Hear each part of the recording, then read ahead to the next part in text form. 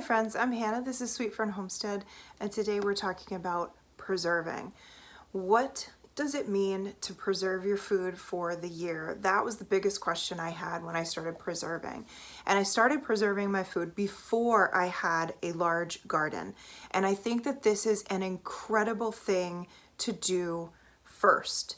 Because if you have the skills and you understand how each food can be processed, preserved, then when you have more food coming in, you're not overwhelmed by it. You have a system down, you have a flow. So let's talk about supplies first. These are my most important supplies: my masking tape and my Sharpie. My retainers, you can get whatever containers you like. These are specifically made for food in the freezer. They come in all different sizes. I have 32 ounce, 16 ounce, 12 ounce, 8 ounce, they just keep going down and down. And these will come in so handy. And the wonderful thing is they're stackable and you can use them time and time again. They take the label and then you just pull that off when you're done with it. Ziploc baggies, again, another thing you can reuse for years and years and years. And then if you're doing canning, and even if you're not doing canning, for dried herbs, mason jars. So once you have all of those supplies, you rarely have to go buy them again. Sometimes Ziploc baggies will rip. That's fine. You'll replace them over the years, but for the most part, once you have everything, you are good. Stock up on your masking tape though. This is gonna come in really handy. There are so many times that I've just been like, oh, I'll know what that is, no big deal. Well, one, you need to know what year you put it in there, because if you're putting something in the freezer and you think you're going to eat it within a year, I could show you my freezer. That is not true. I am now getting up to that point where we put up stuff from last year and it needs to be eaten and it's in there. So luckily I have things labeled. But if I don't label, I think I will totally know what that is. You don't. A couple months later, you're going to totally forget what that was. So label, label, label, label. I put the name and I put at least the year. If it's important to have the month on there, then I'll certainly do that as well. Now, as someone who's less than organized, I'm trying to make little systems for myself. So right here on the counter, I have labeled jars with all of the things that I intend to dry, at least for the moment, of what's growing. That way, every time I have a batch of something, I can put it in here. Even if this isn't the permanent resting place of all these things, that's fine. I can transfer them to whatever I'm going to want. Like if I have a huge supply of something and I might want to put it in a different kind of canister, then I can do that. But this is basically just sitting here. Every time I pick some oregano, put it on a drying rack, it's dry, ready to go. I stick it in here because I'm often doing just little bits at a time. My mullein is drying and I will label like mullein leaves or mullein flowers. I didn't make two separate jars yet for that, but I will. I've got mint, I've got mountain mint, chamomile. This one's almost full, so I'll have to figure out where its permanent home is going to be because I have a feeling I'm going to have about 3 times as much. So that's just one way that I set things up for myself. Another thing I do is I make sure that I have my Ziploc baggies ready to go and lids ready to go. So these are mason jar lids here, and these are the reusable mason jar lids. Again, another thing that I think is just incredible to grab. If you're fermenting, you may want these accessories as well for your mason jars. This is a fermenting spring that holds the vegetables down under the brine. And this is a special top that allows the gas bubbles to come up so you don't have to burp it. So these are another 2 supplies that I always have on hand. So I keep these things right near me when I'm preserving, along with my jars, my Ziploc baggies, and my plastic retainers. Now the next thing I do is things come in at kind of random times. So what I like to do with greens is I get them washed, chopped, and somewhat dried. Not everything has to be very dry. This Napa cabbage doesn't have to be completely dry, but I'll stick a paper towel in with it. This will last for a few weeks. So as I'm gathering my Napa cabbage to make kimchi, I know that it's all going to be here on this shelf. This is an extra fridge just for things like this. Then another thing that I love are these containers. These hold greens, and again, I put a towel or a paper towel in them. Sometimes they're chopped up and ready to go for salads. Sometimes they're whole leaves that need to be either chopped and blanched and frozen or made into a nice raw salad. These are ferments that are left over from last year still that we're working our way through. More bagged up foods. This is a rhubarb. I have more in the freezer, but this rhubarb is fresh, so I can decide if I want to make something. So again, it's getting it in the house, getting it washed, getting it chopped, and getting it into some sort of bag, even if you're not ready to pick exactly what it is you're going to do with it just yet. So you can see on the door, I have all the kale that needs to be blanched and frozen, and we'll do all those things together. And then I have a parsley that again needs to be chopped up and put into a container, and probably I will freeze it. And then space is finally being made in this section. We've been trying to work through it. Probably going to have to ditch some of the pickles because they just went soft. This is year 3 of a lot of the pickles. Maple jalapenos, dilly beans, lots of relish. So we do need to start like doing something with that relish. Maybe to figure out if there's a good recipe to add some relish into. I did not need to make jams last year, but it looks like I'll probably do a couple of jams this year. Probably don't need to make chutney this year because I have so much chutney still. This is a kind of cheapo drying rack that I got on Amazon. It's really pretty, but it's super wobbly. I wouldn't actually recommend it, though I am kind of loving the convenience of having it just right here in the kitchen. So when I come in with a basket of things, like I might only have this much mountain mint. I'm not going to turn on the dehydrator for that, but I can sit it up here along with some oregano, some mullein, some calendula. I've got oregano and sage down here. And they can just sit and hang out, and I can, turn them when I'm thinking about it.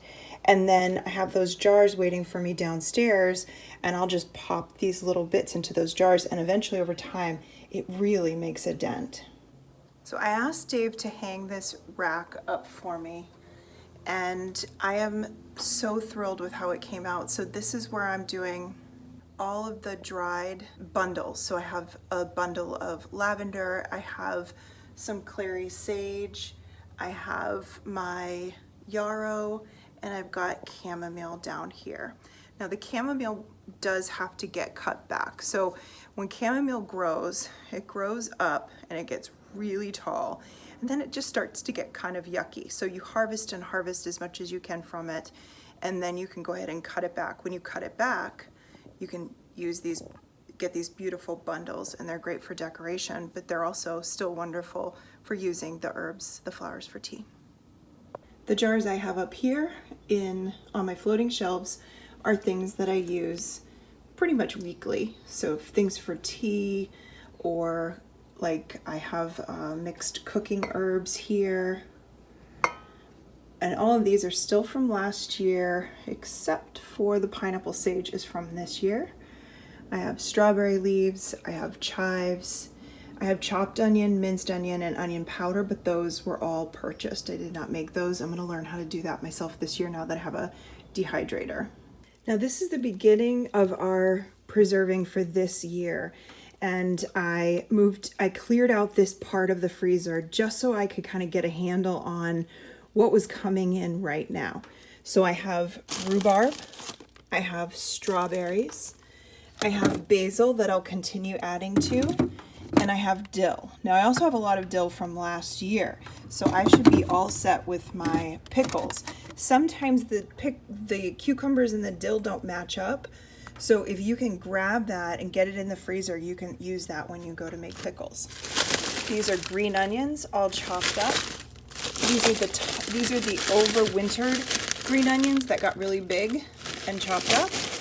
And then this is some perpetual spinach that I did not blanch. I just chopped it roughly and put it in the freezer. You don't have to blanch everything, but if you do, it'll last longer. So that's something I would use up on the faster side. I wouldn't leave in there for long.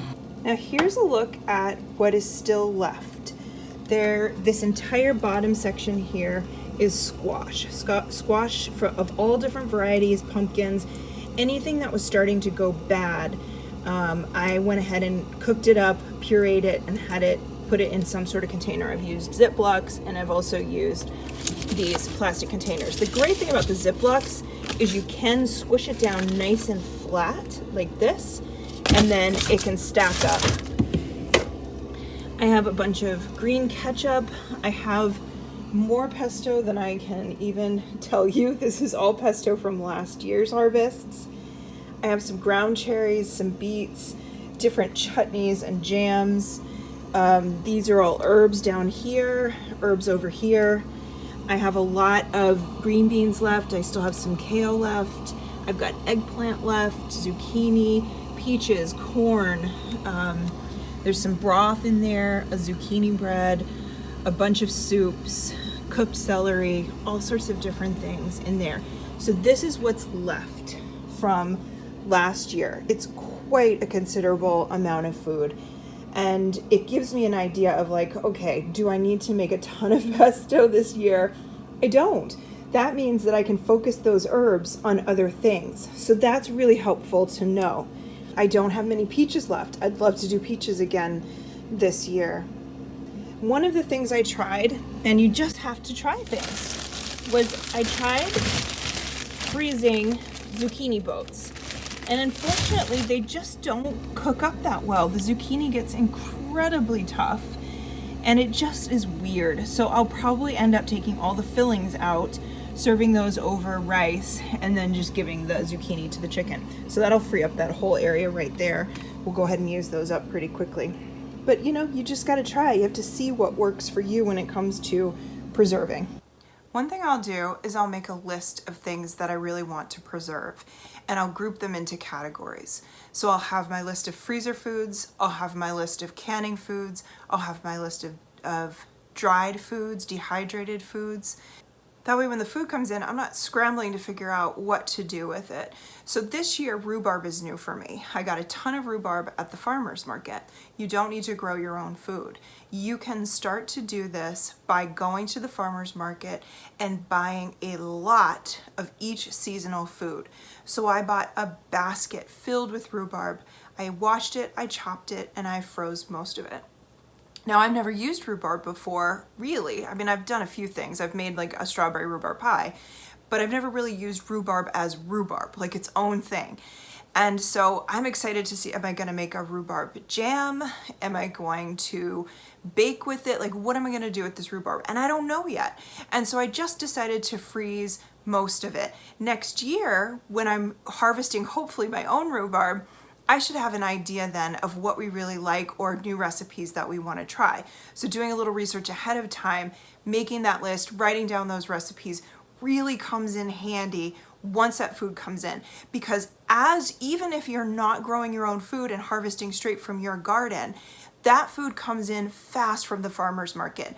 When tomatoes come in and you gotta know, are you freezing them? Are you canning them? Are you making ketchup? Are you making salsa? And you need to be prepared. So last year, like I said, my cucumbers and my dill did not match up for pickle time.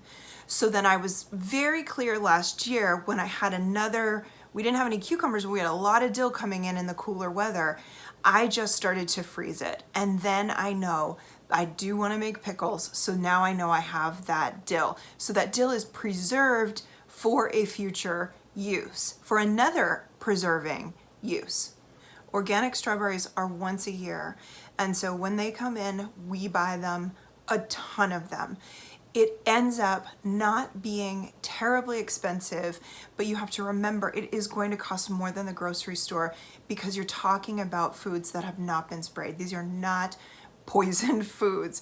These are foods that you can feel safe to eat. Someday we'll have our own strawberries, yes, but again, you don't have to grow this stuff yourself to be able to preserve it for the year for your family.